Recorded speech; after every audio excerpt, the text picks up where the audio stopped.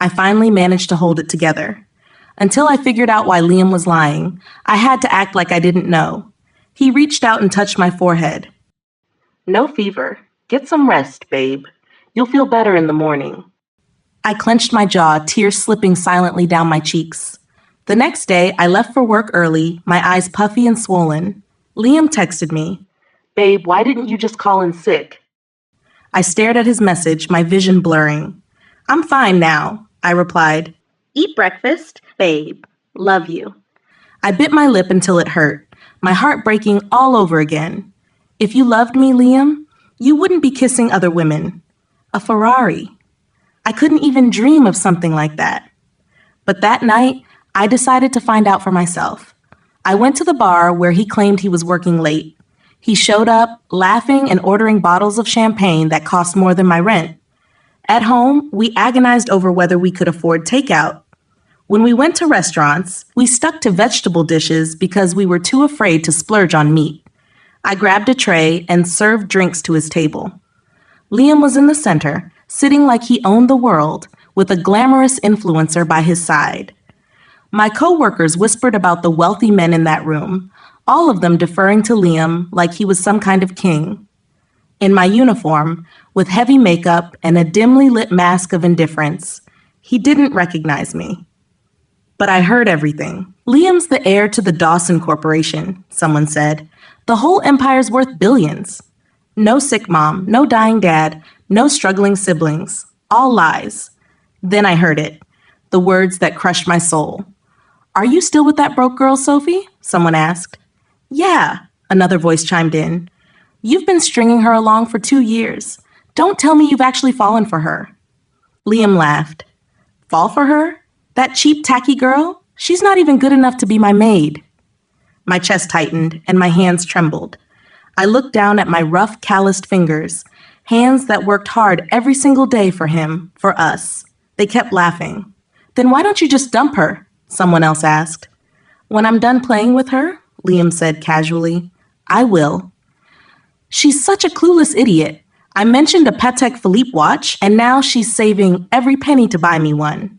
She eats ramen every night, gets excited over a $3 scrunchie, and doesn't even notice she's embarrassing herself. They roared with laughter. Liam smirked. She's like a dirty, used rag, good for wiping your shoes and throwing away after. I stared at the scrunchie on my wrist, the one I pretended to adore because I didn't want to hurt his pride. Tears blurred my vision, but I refused to let them fall. I accidentally bumped into the influencer, spilling a bit of her drink. She shrieked and slapped me across the face. You clumsy idiot! Get on your knees and apologize. The men around her jeered, shoving me forward. How dare you disrespect her? Kneel! I swallowed the lump in my throat, my cheeks burning as I whispered an apology. Liam glanced at me briefly. Enough, Valeria. Don't waste your time on a waitress. He dismissed me with a flick of his hand. Get out, he said, his tone dripping with disdain. I ran out of the bar, tears streaming as the cold night air hit my face. His love, his promises, it had all been a lie. I remembered the night I met Liam. I was leaving work late when a group of men tried to drag me into an alley. He intervened, fighting them off, bruising his knuckles in the process. I thought he was my hero. As an orphan, I'd never felt protected before. I took him out for dinner to thank him, and that was the start of us. For 2 years, I believed I'd found love. I woke up early to cook for him, stayed up late nursing him through fevers, and sacrificed every comfort to make sure he was okay. And now, he saw me as nothing but a joke. When I got home, Liam was sitting on the couch in the worn t-shirt I had bought him. He smiled. Babe, my coworkers took me out for barbecue. I brought some home for you. He pointed to a takeout box and a 6-pack of beer. His grin was wide and genuine, as if he had no idea what I'd just seen. I stared at him, remembering him throwing back $1,000 champagne like it was water. My stomach churned. He tried to hug me, but I pulled away. What's wrong, babe? He asked, concern etched into his face. I grabbed the barbecue and beer and dumped it into the trash. What are you doing? He shouted, frantically pulling the box back out. It was expensive. I turned to him, my voice shaking. How long are you going to keep lying to me, Liam? His face fell. Babe, what are you talking about? I held up my phone, showing him a $25 bottle of toner I'd been saving for. Buy this for me, I said. His face twisted. I'm sorry, babe. I can't right now. I'll save up and... I laughed bitterly. A $25 bottle is too much for you, but a Ferrari is nothing, right? His eyes widened, panic setting in. Sophie, listen. No, I interrupted. I'm done listening. We're over, Liam. He dropped to his knees, grabbing my hands. Please, Sophie, I love you. I made a mistake. I'll fix it. I yanked my hands free. You don't love me. You love using me. He tried to argue, but I pointed to the door. Get out. You have until tomorrow morning. When he finally left, I sat on the couch, numb but free. For the first time in 2 years, I felt peace. The next day, I shared my story anonymously online, just to get it off my chest. I didn't expect it to go viral, but it did. People figured out who Liam was, his lies, his double life. It all came crashing down. And for the first time in a long time, I knew I wasn't the fool he made me out to be. I was stronger than he ever realized. And now, I was free. That night, as I stared at the empty apartment, I felt a strange sense of calm. The pain was still there, raw and sharp, but it was no longer paralyzing. Instead, it felt like the first step toward healing. The next morning, I woke up to hundreds of notifications on my phone. Friends, acquaintances, even strangers were reaching out after seeing my story online. Messages of support flooded in, and while I hadn't named Liam, it didn't take long for the internet to figure out his identity. His social media was in shambles.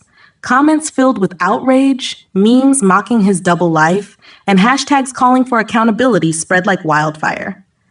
His influencer friend, Valeria, tried to defend him, but that only made things worse. The public backlash was relentless. At first, I felt a pang of guilt. Despite everything, part of me still remembered the Liam I thought I knew, the kind, selfless man who'd rescued me that night. But then I reminded myself that Liam never existed. He'd been a facade, a mask hiding his true nature. A few days later, I got a call from an unknown number. Hello? I answered hesitantly. Sophie? It's me, Liam.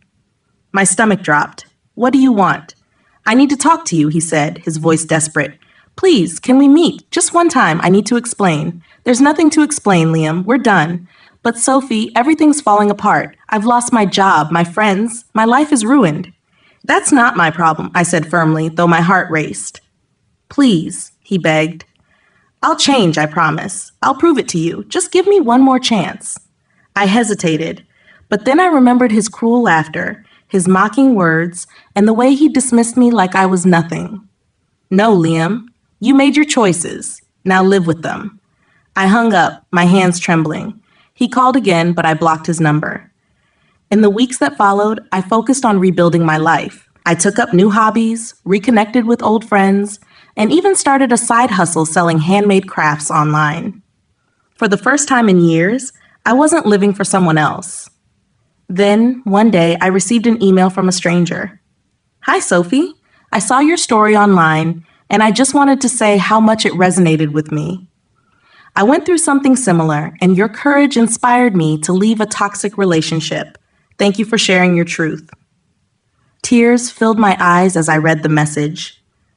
I never imagined my pain could help someone else, but knowing it did made everything I'd endured feel a little less heavy. Months passed, and the chaos surrounding Liam faded. He disappeared from social media, his former friends distancing themselves as the scandal lingered. Occasionally, I'd hear whispers about him trying to start over in a different city, but I didn't dwell on it. One day, as I was setting up a booth at a local market to sell my crafts, a kind-faced man approached. These are beautiful, he said, holding up one of my handmade journals. Thank you, I replied, smiling. We struck up a conversation, and for the first time in a long while, I felt a spark of genuine connection. His name was Ethan, and he was thoughtful, funny, and down to earth. Over time, Ethan and I grew closer. He never made grand promises or tried to impress me with flashy gestures. Instead, he showed his care in quiet, meaningful ways, like remembering my favorite tea or surprising me with tickets to a pottery class I'd mentioned wanting to try. With Ethan, I learned what real love felt like. It wasn't about sacrificing everything for someone who didn't appreciate it. It was about mutual respect, trust, and partnership. Looking back, I realized Liam had been a painful lesson, but one I needed to grow. His betrayal taught me to value myself and to never settle for less than I deserved. As Ethan and I walked hand in hand through the market one sunny afternoon, I glanced at the scrunchie on my wrist, the same one Liam had once mocked. It wasn't a symbol of shame anymore. It was a reminder of how far I'd come, and for the first time in a long time, I felt whole. That day at the market, I felt a sense of peace I hadn't known in years. Ethan and I shared stories about our lives, laughing over small things, and savoring the simplicity of being together. As time passed, my life began to flourish. The small business I had started grew steadily. I expanded from selling crafts at local markets to setting up an online store. Orders began pouring in, and with them, a sense of pride in what I'd built from the ground up. Ethan became a constant presence in my life, but he never overshadowed it. He encouraged my dreams, cheered on my successes, and never once made me feel like I had to choose between him and my goals. For the first time, I was in a relationship where I felt seen, valued, and loved.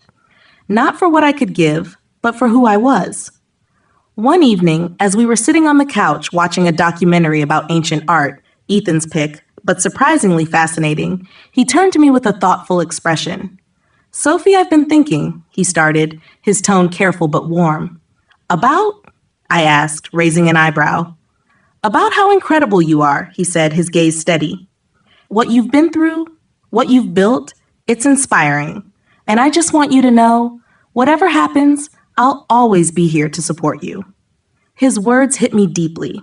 In that moment, I realized how much I had healed and how far I had come from the person who once allowed someone like Liam to dictate my worth. "Thank you," I said softly, squeezing his hand. "That means more than I can say." As our relationship grew, I found myself reflecting on my past less and less. Liam became a distant memory, a shadow that no longer haunted me. Occasionally, I'd hear about his struggles to rebuild his reputation, but I didn't feel any satisfaction in his downfall. Instead, I felt a quiet relief that I was no longer entangled in his chaos. One day, out of the blue, I received a message from an unfamiliar number. "Sophie, it's Liam.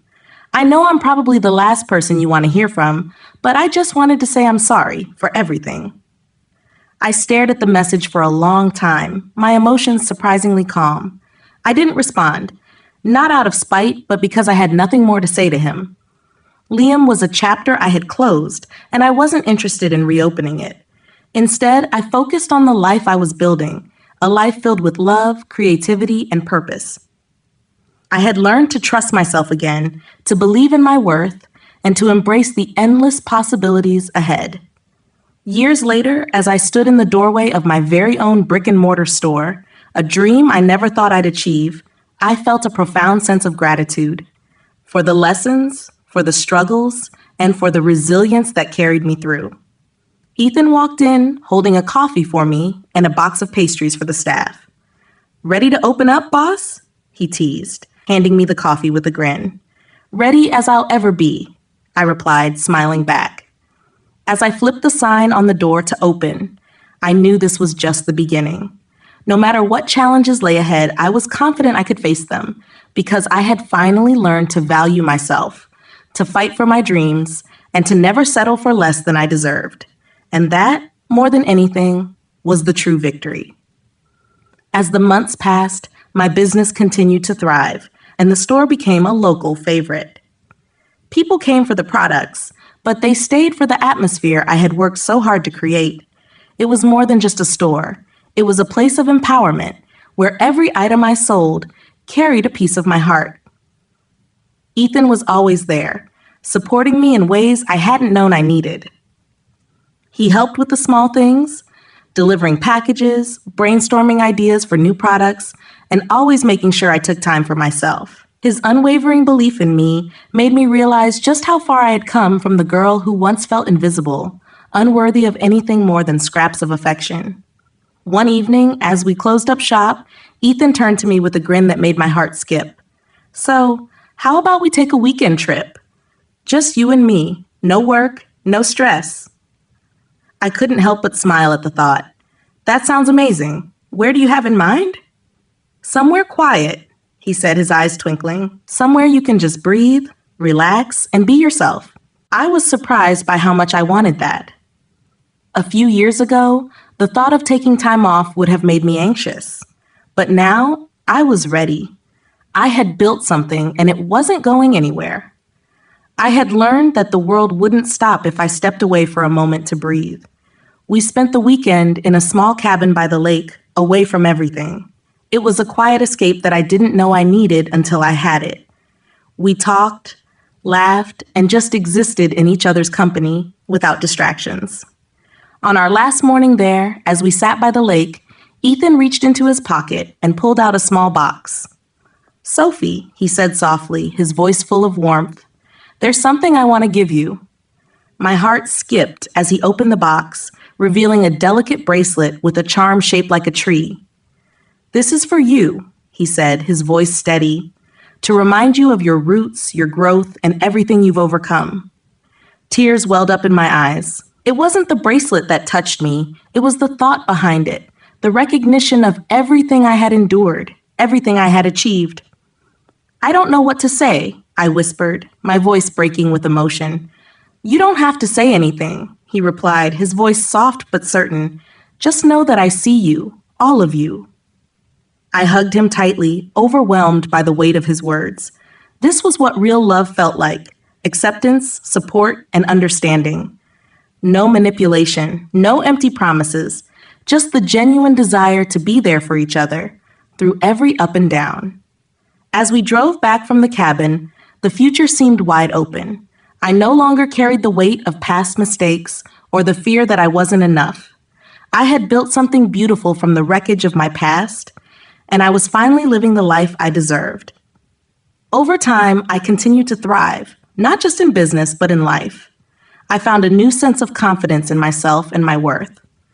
I was no longer defined by the mistakes of others or the lies I had been told. I was Sophie, strong and independent, building the life I had always dreamed of. And when I looked at Ethan, I saw someone who respected me, not just for what I had become, but for who I was all along. We weren't perfect, but we didn't need to be. We had each other, and that was enough. And that, in itself, was a victory I could never have imagined back when I was trapped in the lies of the past. The story I had once been so afraid to tell was now part of my past, a chapter that no longer held me hostage. Instead, it was the foundation for the woman I had become, resilient, strong, and ready for whatever the future had in store. And for the first time in many years, I became free.